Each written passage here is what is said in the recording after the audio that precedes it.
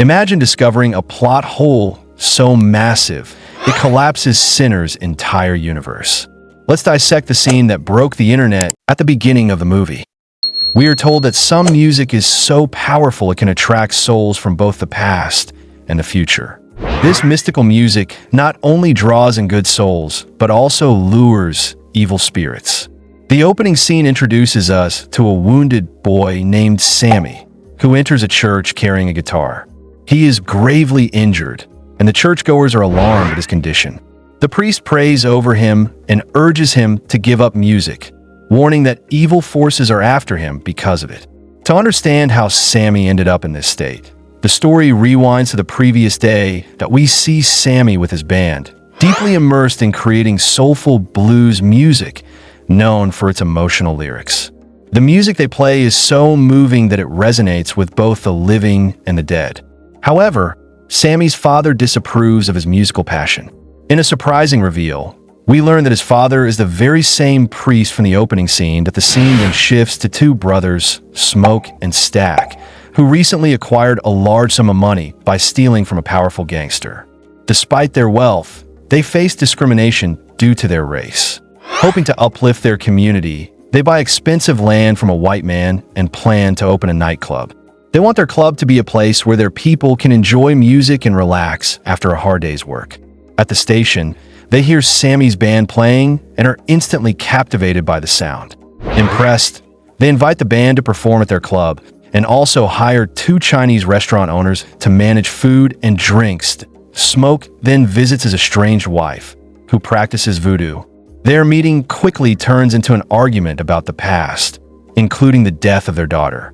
His wife claims that her magic helped them survive World War I, but ＳᎥ counters by questioning why it couldn't save their daughter. Despite their tension, she still loves him, evidenced by the pendant he still wears. That elsewhere, a mysterious, injured man seeks shelter in a couple's house. Soon after, vampire hunters arrive, but the couple lies to protect the man. Once they leave, the man reveals his true nature by biting the male host and turning him into a vampire. His wife screams in horror as she realizes what's happening. Meanwhile, back at the nightclub, ＳᎥ· and S̥Ũ are preparing for opening night. SᎥ¹ insists on strict entry rules. No one enters without a proper ticket. S̥UN, however, believes the club should be welcoming to all members of their community. Regardless of money, the club's opening night is a massive success, with many guests in attendance. ＳᎥɁ begins his performance, and the music again proves its power, drawing in wandering souls. Among the crowd are the three vampires, including the one who infected the couple. As vampires, they cannot enter the club without permission. When one asks for entry, ＳᎥ¹ refuses him, recognizing him as a white man and recalling how white people have mistreated their community. The vampire offers money and insists he's only there for the music, but ＳᎥ· stands firm, forcing the vampires to wait outside it later. Mary, a close friend of ＳᎥ¹ and S̥UN, raised by their mother, steps out of the club after an argument. Outside, the female vampire tries to bribe her for entry, but the situation turns deadly. Mary is attacked and bitten, turning into a vampire herself. Now under the vampire's influence, she gains access to the club and soon attacks S̥UN, turning him as well. ＳᎥɁ, horrified by the sight, shoots at Mary to stop her, but the bullets have no effect. Mary flees, laughing.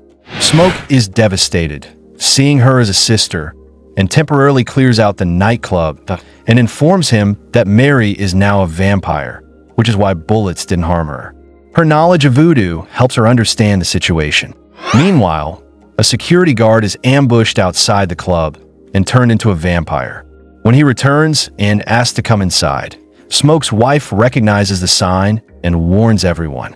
As ＳᎥḵ offers the guard his payment, the man tries to bite him, prompting SᎥḵ to shoot inside the club. S̥UN regains some awareness, but before he can harm anyone, ＳᎥḵ's wife splashes him with garlic juice, causing him immense pain. She explains that garlic can repel vampires, and that silver or we can kill them. She also warns everyone to deny vampires entry, as only humans can enter uninvited. To ensure safety, she instructs all patrons to eat garlic to prove they're still human The expelled guests fall prey to the vampires. One by one, they are attacked and turned. Soon, an entire horde of vampires emerges, throwing a party of their own and waiting for more victims to exit the club. Smoke's wife decides they must remain inside until sunrise, as vampires cannot survive daylight. The lead vampire returns and tries to persuade Smoke and the others to join them. He argues that vampirism erases racism and promises immortality. He reveals another disturbing truth. Vampires retain the memories of those they turn. The couple who were initially bitten had planned to rob Smoke and Stack because they couldn't accept that black men were the wealthiest people in town. The vampire says that society will never accept their success, so why not join the vampires? As a final bargaining chip, the vampire demands Sammy. His music has the power to summon souls, which they desperately want. They threaten the Chinese restaurant owner, saying they'll harm her daughter unless they're allowed inside.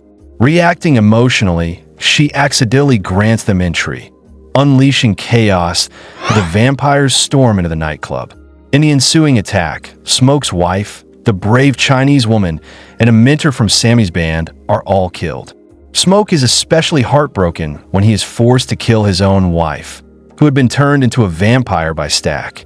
Sammy and his partner try to escape, but the lead vampire, Remick, blocks them. Meanwhile, Smoke engages in a fierce battle with his brother. The silver causes intense pain not only to Remick but to all connected vampires, giving Sammy a chance to escape. As Remick prepares for another attack, Smoke arrives and drives a wooden stake through Remick's heart. Remick's death shocks the remaining vampires. With dawn breaking, the new vampires, unaware of the sun's deadly effect, began to burn as sunlight touched them. In his final act of heroism, Smoke urges Sammy to flee, knowing gangsters will soon come to reclaim their stolen money. Sure enough, more armed men arrive. Smoke bravely fights them off alone, killing many but suffering fatal wounds in the process. As he lies dying, he thinks of his wife and daughter. The story returns to the church where Sammy, now holding the broken neck of his guitar, stands before his father, the priest. He refuses to give up music, despite his father's plea to pray instead. Sammy takes his guitar and walks away. In a touching post-credit scene, we see an elderly Sammy 60 years later, still playing blues music and singing a song. The movie ends. Absolutely. And here's why. In a scene that sent the internet into a frenzy, a major event contradicts the core rules the story has built up until that point. Characters suddenly act against their established motivations, and crucial timelines don't align. It's not just a small oversight, it's the kind of inconsistency that, once noticed, unravels everything the plot was trying to build. Fans were quick to point out that if that moment is true, then nothing else in the story makes sense anymore. Agree? Disagree?